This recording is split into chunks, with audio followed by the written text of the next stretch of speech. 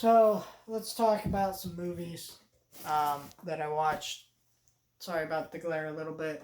Um, but yeah, let's talk about some movies I watched. Let's start with the best one I watched, Whiplash, with J.K. Simmons and Miles Taylor. This movie is horrific. It screws with your mind. It makes you uncomfortable. Makes you sick to your stomach, because J.K. Simmons is great in it, and he says a lot of messed up crap to our character, Miles Teller, played by Miles Teller, to rip into his mind and kind of mess with him. It's a psychological wits movie. It's a movie about music, and it has so much to say, and it's absolutely incredible. And if you've never seen the movie, you should. It's fantastic. Let's talk about how director that have made my statements clear. I'm very pretentious. To me, this is no different. He tries to make his version of 2001, which is cool, but this is not 2001. It's not nearly as good. And I get it's not trying to be, but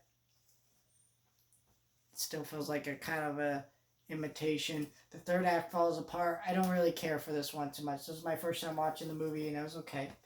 That's all I have to say. I watched the Peanut Butter Cup Falcon. This is a movie that when I first saw it, everybody really liked it, and I just don't get it.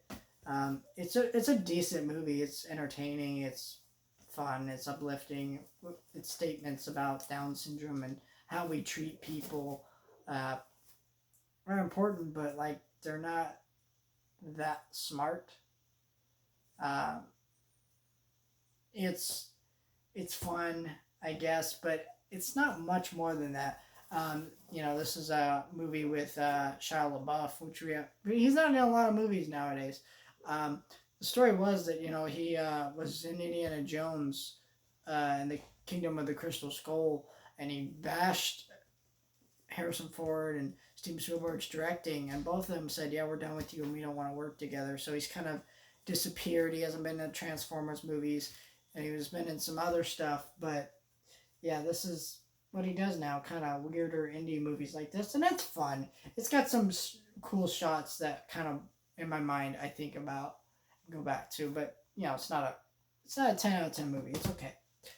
Which not every movie has to be. I don't know. The Current War. This is a movie about Thomas Edison and like his invention of the telephone, the light bulb, the electric chair, and all these different things that he invented. Benedict Cumberbatch is in the movie. He plays Thomas Edison, and he's good. He's probably close to as good as Daniel Day-Lewis is in. Do I have it here? Yeah, I have it. He's not quite, but close to his level in Lincoln. Tom Holland's in this movie, and he gives a pretty decent performance. He's not great in the movie. I don't think Tom Holland's really that great in many movies, to be honest. Tom Holland's a decent actor, but like people just like him because he's cute, and I'm like, cool. Let's stop trying to hype him up as a good actor. He's decent.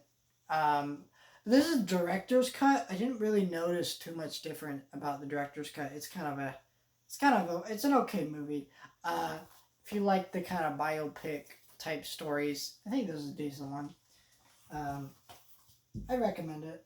I saw it back in the theater, and I was kind of interested to pick it up because I didn't know what the difference was with the director's cut. So now I do, and really I still don't know because there's not really too much difference. But yeah, I recommend all these movies. All of them are pretty good. I don't think I'm talking about a single bad movie here, but yeah. Cool.